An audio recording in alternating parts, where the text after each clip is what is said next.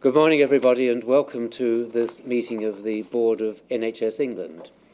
I particularly welcome those who have joined us here in Newbury this morning for the meeting, and you're aware also that the meeting is being web-streamed.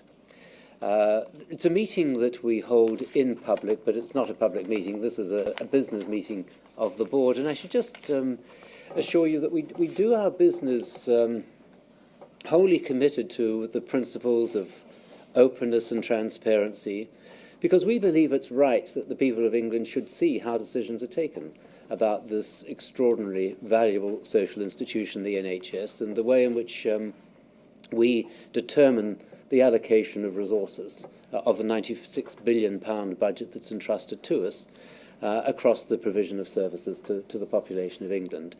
But we don't do all of our business in these public meetings. We will, after this meeting, go into private session because there are 2 or 3 items of business that are still in the process of being determined by us before we bring them back to a future public meeting for final deliberations.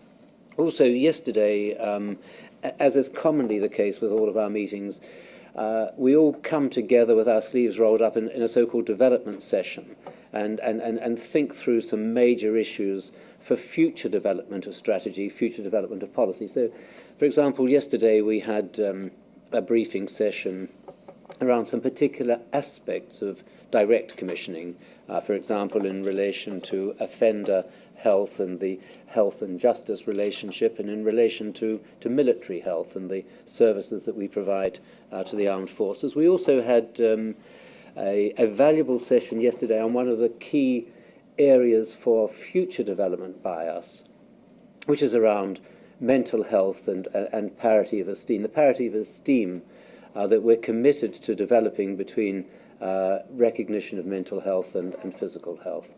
So that's something by way of background to the formal deliberations that we'll be undertaking this morning.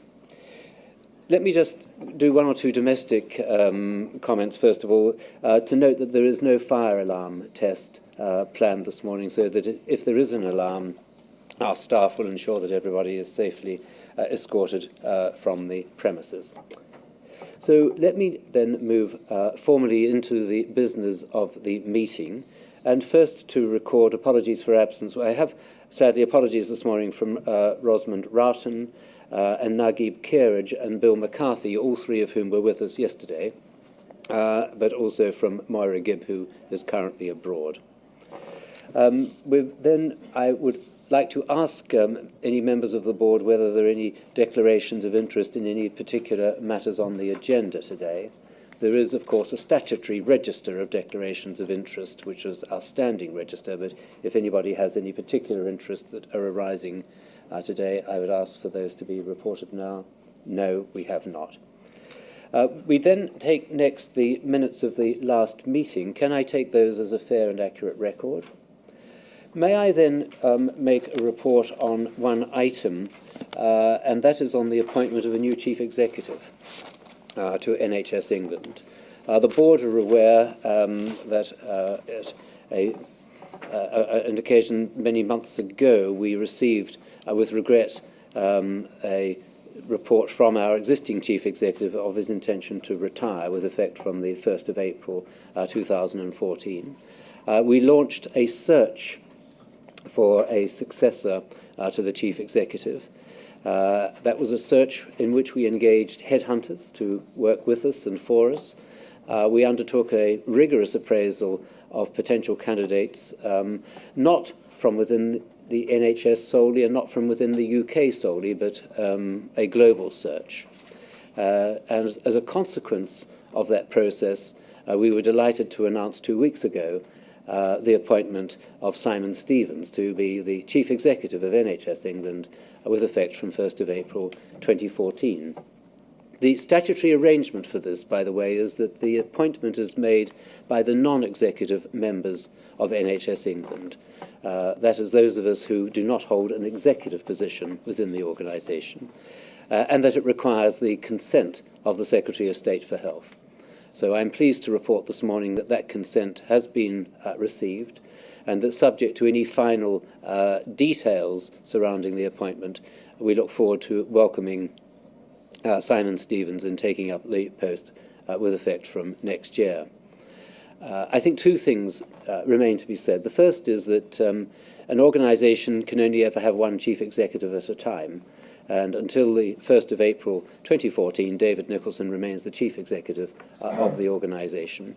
And I know that we would wish to formally this morning again endorse our gratitude to David for everything that he's done to bring NHS England into existence and to bring us through a very difficult transitional time in setting up the new organisation. This is not the time to wish David well for the future, because there will be other opportunities for us to do that.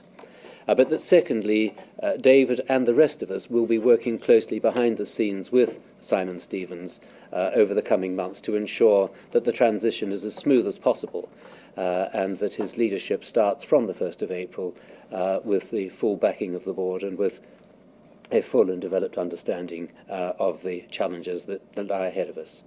So thank you very much. That's a report on the basis of the minutes of the last meeting.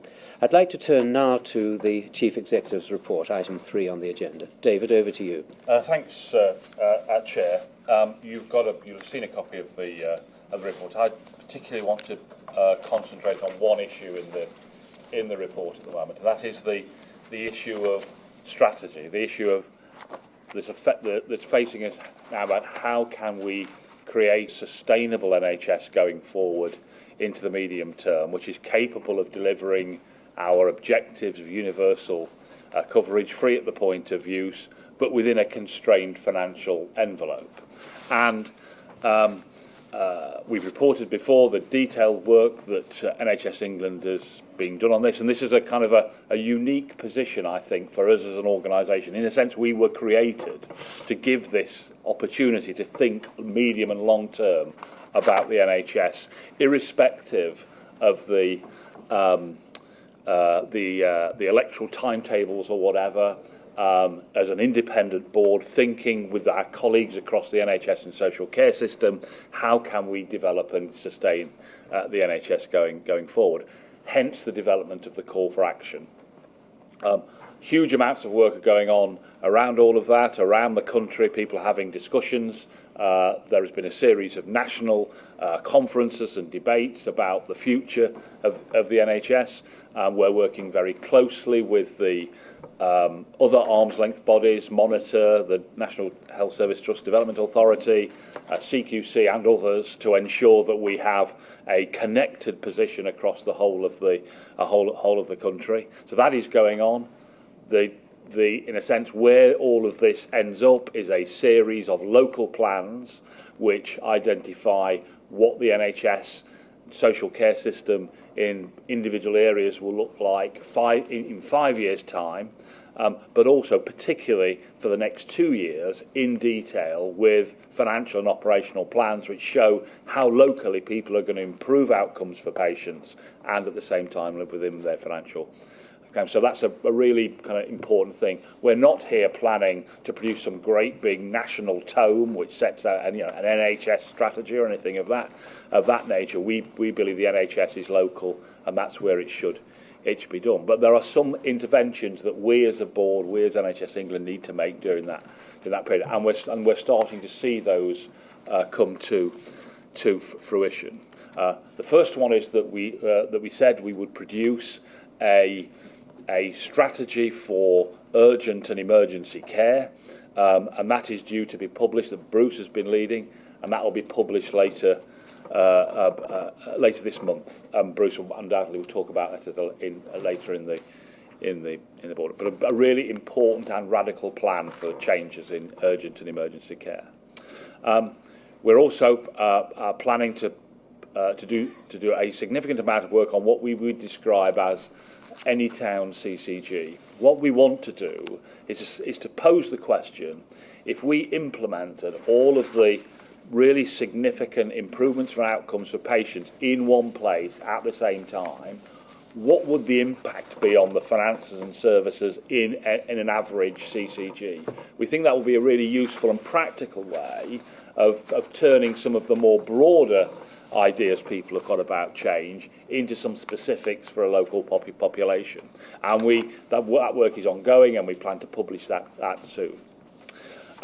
We've also said that we want to think about what the future of provision might look like. It's not our job to provide healthcare. We're commissioners, but working with Monitor, we've set up a symposium later on this month, where we're bringing experts together to think about over the next 5 and 10 years, what will providers of the future look like? What will general practice look like? What will hospitals look like? What will specialist centres look like in the future? So we can feed that thought leadership into the local thinking that people are having about the way in which services operate.